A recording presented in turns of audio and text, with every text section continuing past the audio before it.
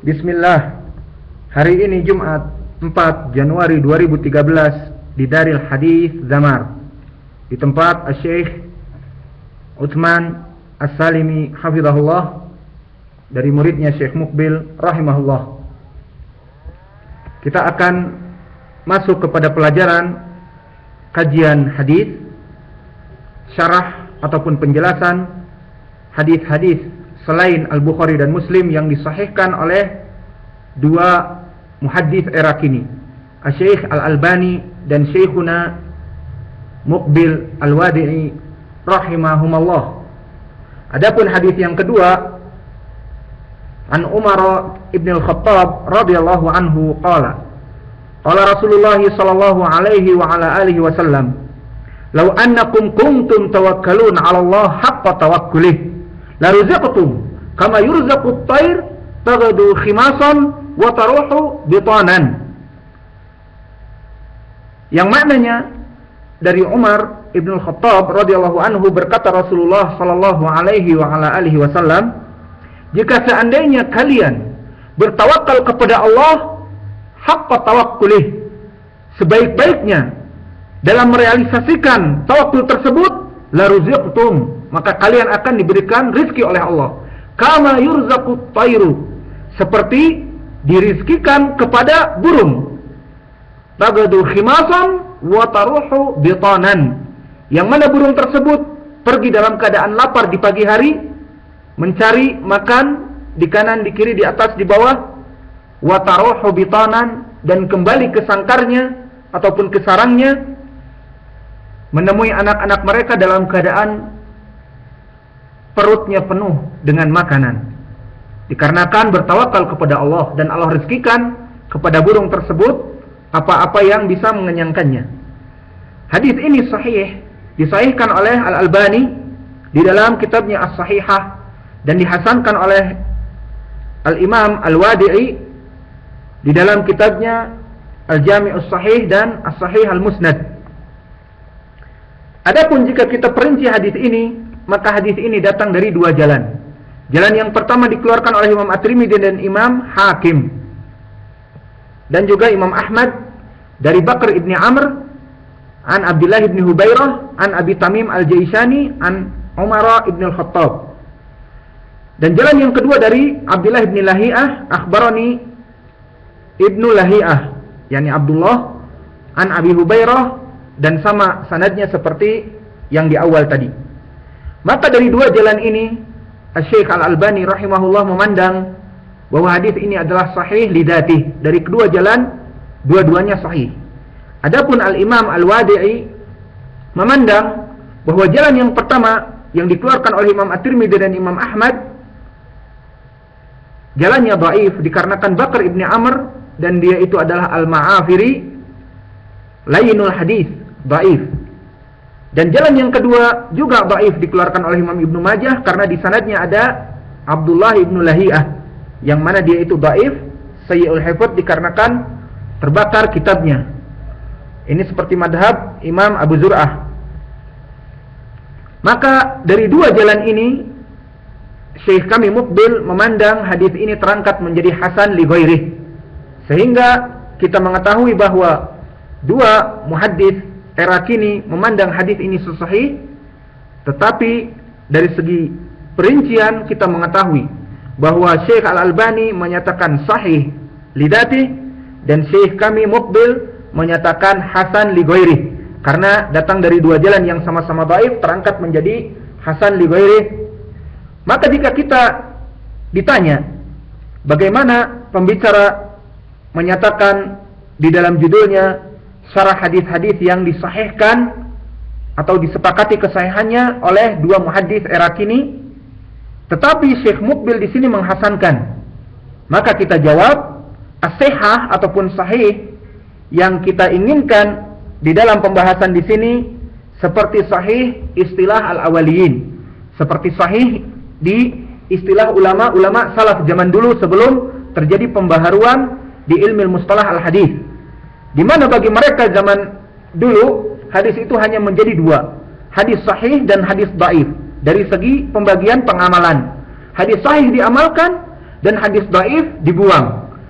Kemudian setelah terjadi pembaharuan ilmu hadis, ilmu mustalah hadis, hadis hasan, adapun hadis jayyid, adapun hadis-hadis yang dhaif tetapi terangkat menjadi hasan li ghairi, itu juga masuk kepada hadis sahih.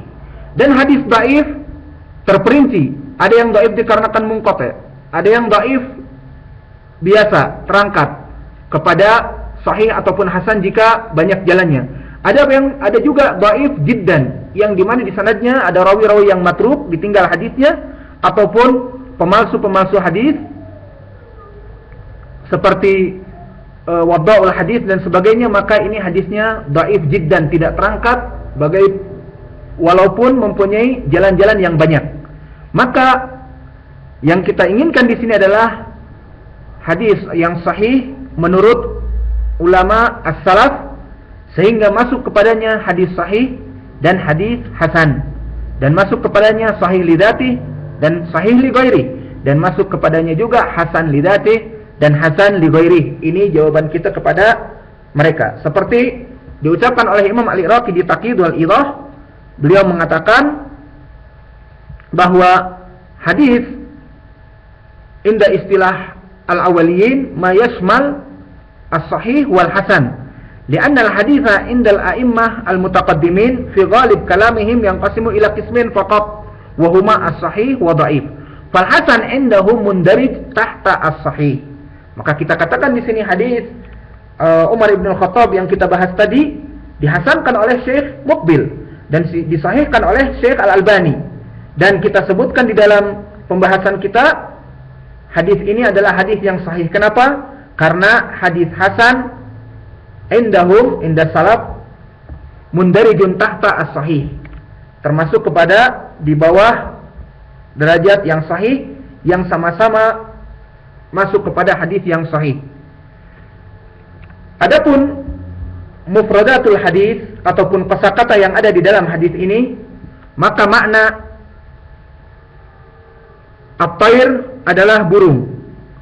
Tagdu, makna tagdu di sini adalah pergi di awal hari, yakni di pagi hari setelah salatul fajr sampai mendekati waktu zawal. Zawal itu pas matahari di tengah kita seperti jam 12 dan sebagainya. Namanya tagdu. Adapun khimason, ini adalah bentuk jamak dari khamis. Adapun khamis adalah lapar ataupun kosong perutnya. Maka di sini tagdu khimason, burung ini keluar di pagi hari dalam keadaan sangat lapar. Wataruhu, makna rauh adalah kembali dari luar rumah ke dalam rumah. Dan diitlaqkan juga rauhu adalah kembali ke dalam rumah dalam keadaan di akhir an-nahar, mendekati waktu maghrib dan sebagainya. Adapun bitonan, bentuk jamak juga dari batin, dan makna batin adalah penuh, perut yang penuh, yang kenyang. Maka bitonan di sini adalah perut yang sangat kenyang. Ini yang kita jelaskan dari segi kosakata, karena yang lainnya mudah sekali. Adapun makna al-ijmali dari hadis ini, Nabi Muhammad SAW menerangkan kepada kaumnya al-muslimun, jika para muslimin menjadikan tawakul kepada Allah, merealisasikan tawakul sebenar-benarnya tawakul, maka balasan dari Allah akan memberikan rizki yang melimpah kepadanya sebagai balasan dari tawakul tersebut, yang mana dikiaskan dan dimisalkan perumpamaan tawakulnya kaum muslimin yang benar-benar bertawakul kepada Allah, dan Allah janjikan akan memberikan rizki kepada mereka, digambarkan seperti Allah memberikan rizki kepada burung, di mana burung yang tidak mempunyai akal dan tidak mempunyai klinik dan tidak mempunyai syahadah dari kuliah ataupun ijazah dari universitas fulani, tetapi dalam keadaan tawakal kepada Allah, maka Allah berikan rezekinya dengan mudah. Keluar di pagi hari dalam keadaan kosong perutnya, dan pulang ke dalam sarangnya dalam keadaan penuh perutnya, dikarenakan rizki dari Allah Azza wa Jal. Maka ini makna secara mujmal ataupun global dari hadis ini.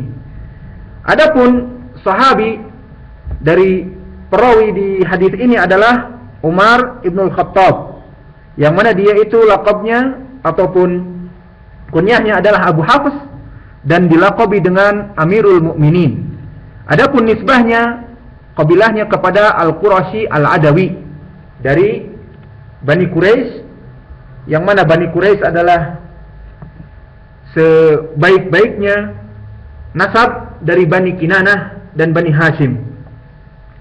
Adapun manaqib ataupun keutamaan sahabi ini banyak sekali, dan akan kita petik beberapa keutamaan-keutamaan yang akan menjadi suri tauladan bagi kita, bahwa dia itu Allah angkat derajatnya di dunia ini sebelum di akhirat. Dengan apa? Dengan masuknya Umar ibn al-Khattab kepada Islam, mengangkat Islam dari keadaan ketakutan menjadi keadaan yang mulia. Maka diistilahkan oleh para ulama, rufi al-Islam bi islamih. Maka Allah mengangkat Islam, Allah memuliakan Islam dengan Islamnya Umar. Dan dalil seperti ini seperti disebutkan di dalam Sahih Al-Bukhari, berkata anaknya Abdullah bin Umar, "Mazilna a'izzatan mundu aslama Umar." Mazilna a'izzatan mundu aslama Umar. Maka kami merasa Allah muliakan di dalam agama Islam ini dengan masuknya Umar ibn al-Khattab ke dalam agama Islam. Yang maknanya di sini, sebelum Umar ibn al-Khattab masuk kepada Islam, para as-sabiqun al-awwalun yang masuk kepada Islam sangat takut kepada fitnahnya orang-orang kufar Quraisy. Mereka semuanya pada melaksanakan salat di dalam rumah dan dalam keadaan takut dan sebagainya, tidak mau menjaharkan kalimat la ilaha illallah. Namun dengan masuknya Umar ibn al-Khattab kepada Islam, memuliakan Islam, dia menjaharkan Islam dengan terang-terangan kepada kufar Quraisy, dan kufar Quraisy takut kepada Umar ibn al-Khattab. Dan ini semuanya kemuliaan dari Allah Azza wa Jalla.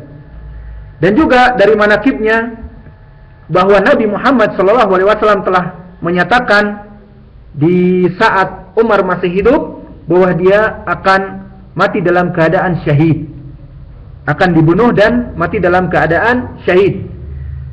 Dan dalilnya seperti datang dari Anas ibn Malik, dikeluarkan oleh Imam Al-Bukhari, di mana Rasulullah SAW pada saat itu sa'ida ila Uhudin, naik ke gunung Uhud yang ada di sekitar Madinah An-Nabawiyah.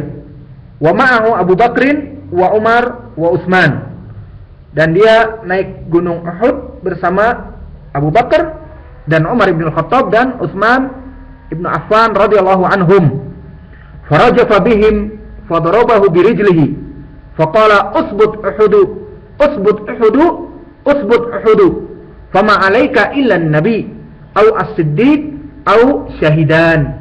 Maka di saat naik Nabi bersama para sahabatnya yang mulia, bergoncanglah Uhud. Maka dipukullah oleh kaki Rasulullah SAW dan berkata, tenanglah wahai Uhud, tenanglah wahai Uhud, tenanglah wahai Uhud.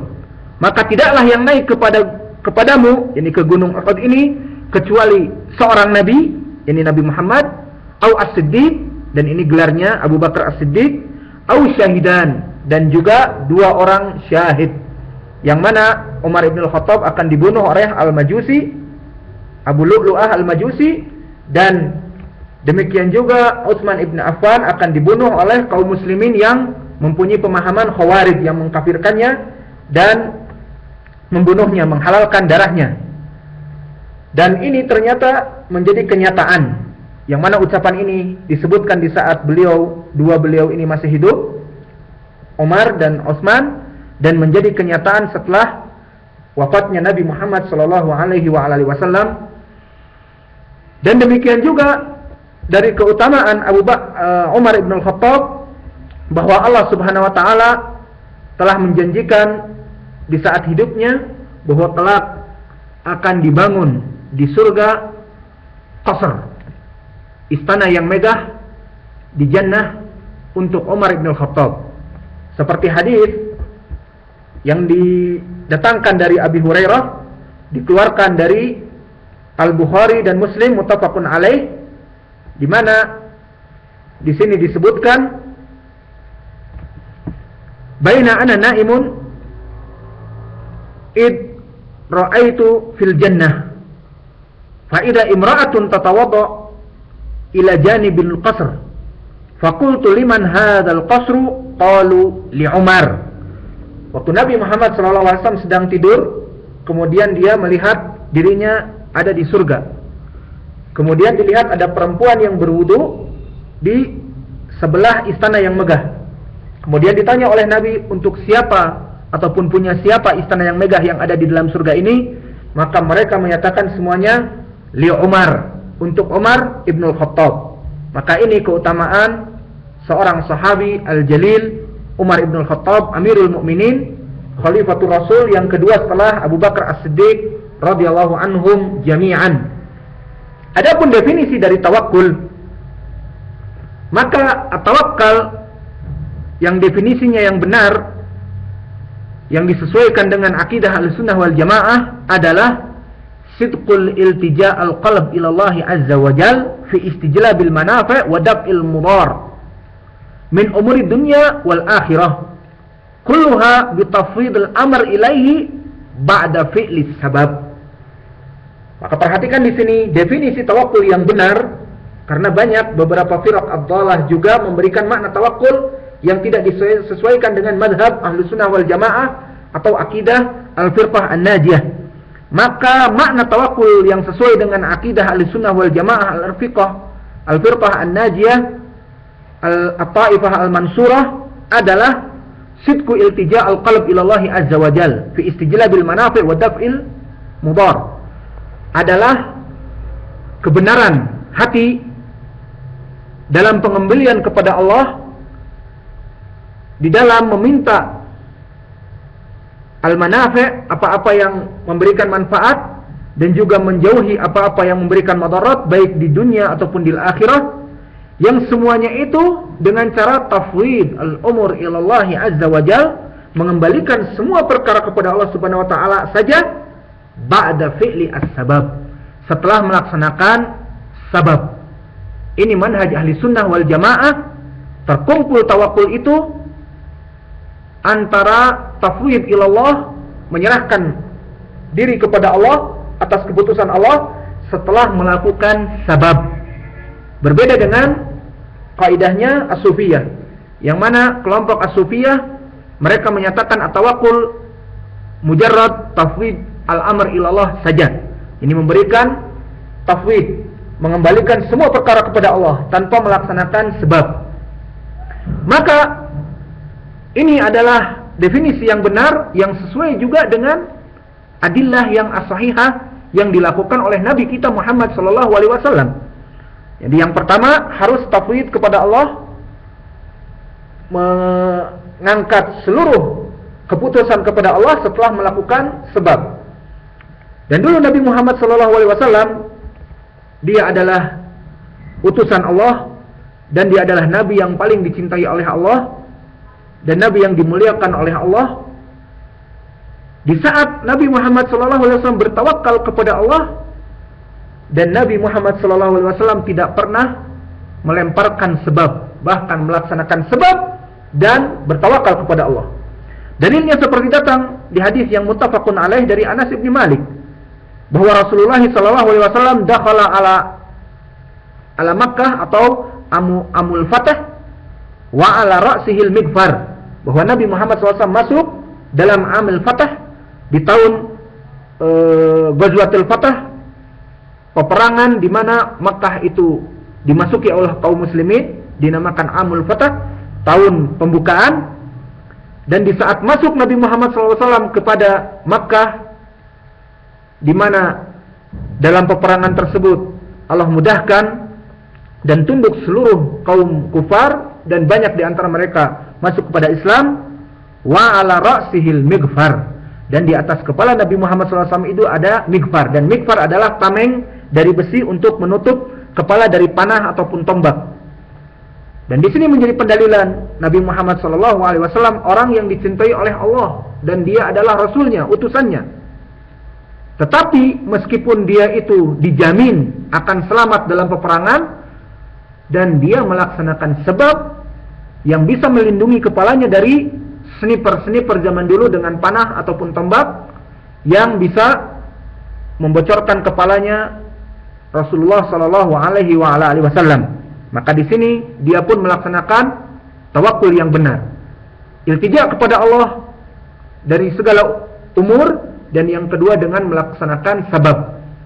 Sehingga di saat dia masuk ke Fatu Makkah agar dia selamat dan ditawakulkan kepada Allah atas keselamatan dirinya, tetapi juga melaksanakan sebab dengan apa? Menutup kepalanya dari arahan sniper panah dan tombak.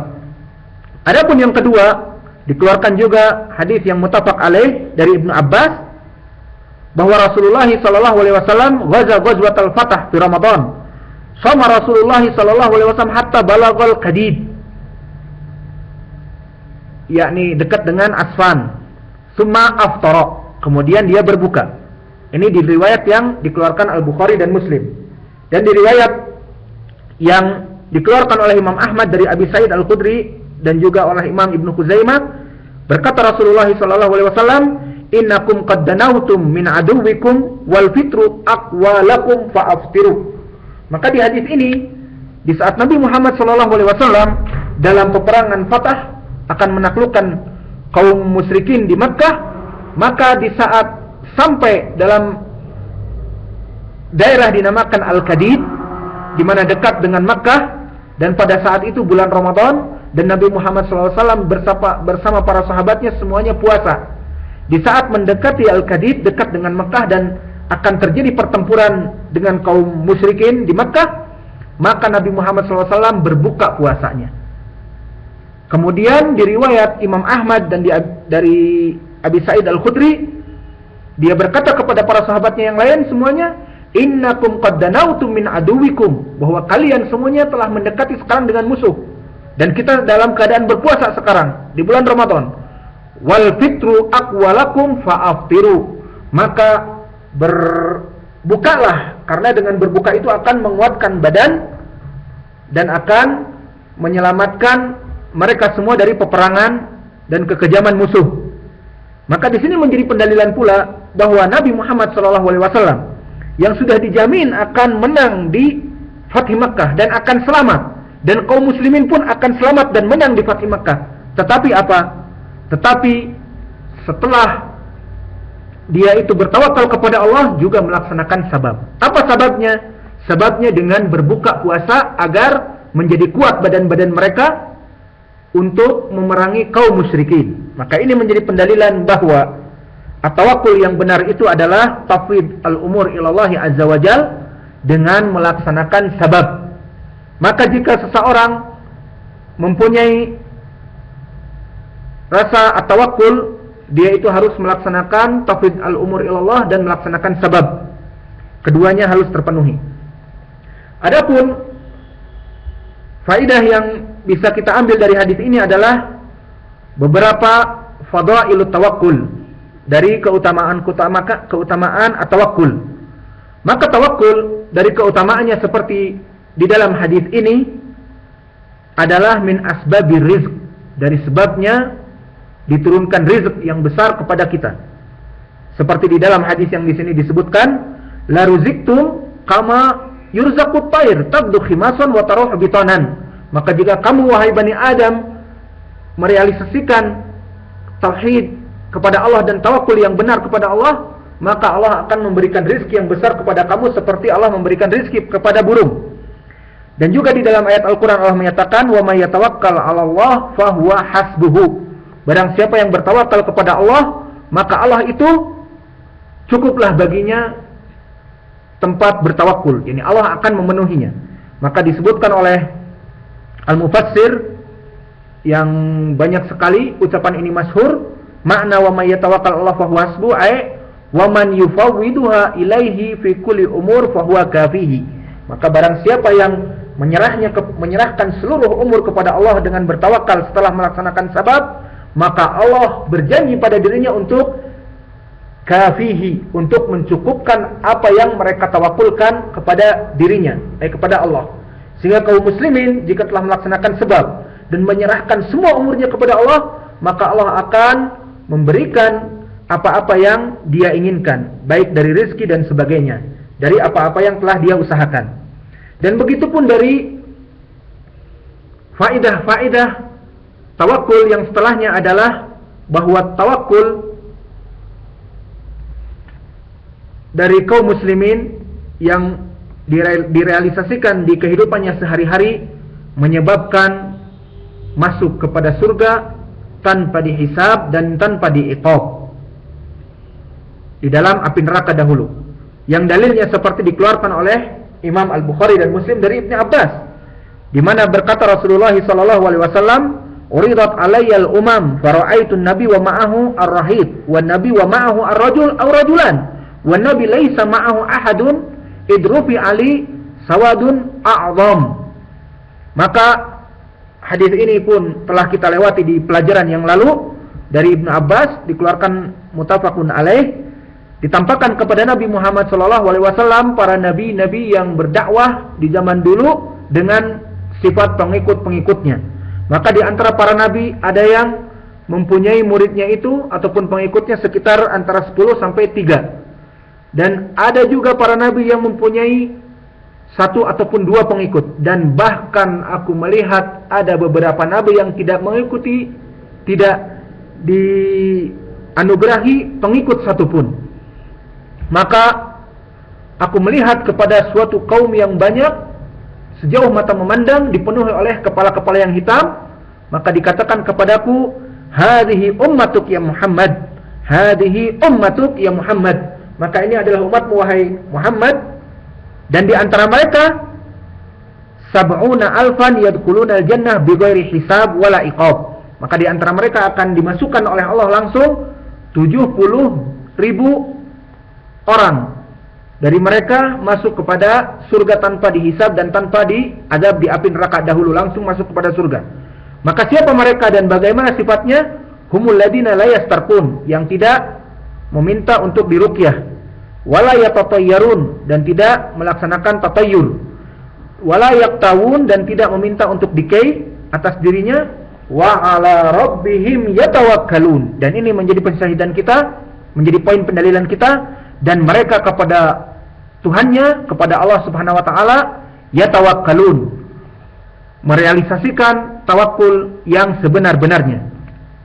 Dan adapun jumlah 70,000 dari kaum muslimin seperti kita bahas di pelajaran yang lalu, bukan hanya sebatas 70,000 yang ada di dalam hadis ini saja. Karena jika demikian, maka hadis ini hanya khusus untuk mereka para sahabat dan tabi'i dan itba'ut tabi'i dari salafus saleh. Adapun kita misalnya di kehidupan kita sekarang, kaum muslimin sangat besar dan banyak jumlahnya. Untuk contohnya di Indonesia jumlahnya sangat besar, lebih dari 70,000, bahkan berjuta-juta. Karena misalnya di Indonesia jumlah penduduk 300 juta dan 80% yang sekitar 200 lebih semuanya muslim. Jika seandainya 70,000 orang yang masuk kepada surga tanpa hisab dan iqab itu hanya khusus di hadis ini saja keadaannya demikian, maka kita orang-orang yang hidup di zaman mutaakhir, yang qabid alal jamrah, yang memegang agama ini sangat sukar dan sangat dahsyat adabnya, seperti orang-orang yang memegang batu bara, maka Allah tidak memberikan kepada kita fadail untuk masuk pada surga, maka ini adalah perkara yang jauh.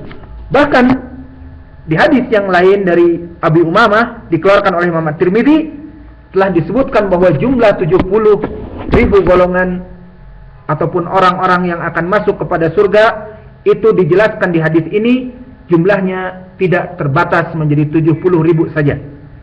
Di mana hadis yang dikeluarkan oleh Imam At-Tirmidzi dari Abi Umamah ini, berkata Rasulullah sallallahu alaihi wasallam, "Wa'adani Rabbi an yudkhilal jannah min ummati sab'ina alfan la hisaba alaihim wala adaba wala iqaba ma'a kulli alfin sab'una alfan ma'a kulli alfin sab'una alfan ma'a kulli alfin sab'una alfan."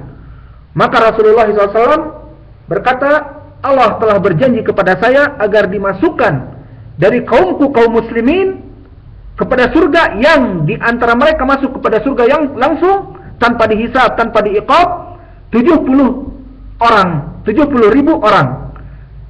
Dan di antara 1.000 dari mereka membawa 70.000. Dan di antara 1.000 dari mereka membawa 70.000 sampai 3 kali. Maka dari hadis ini kita memahami bahwa kelompok yang masuk secara berbondong-bondong 70.000 manusia dari kaum muslimin kepada surga tanpa hisab dan tanpa iqab, di sini disebabkan apa? Disebabkan at-tawakkul kepada Allah.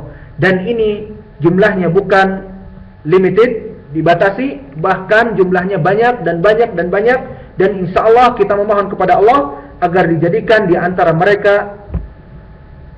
Dan hadis yang kita sebutkan tadi dikeluarkan oleh Imam At-Tirmidzi.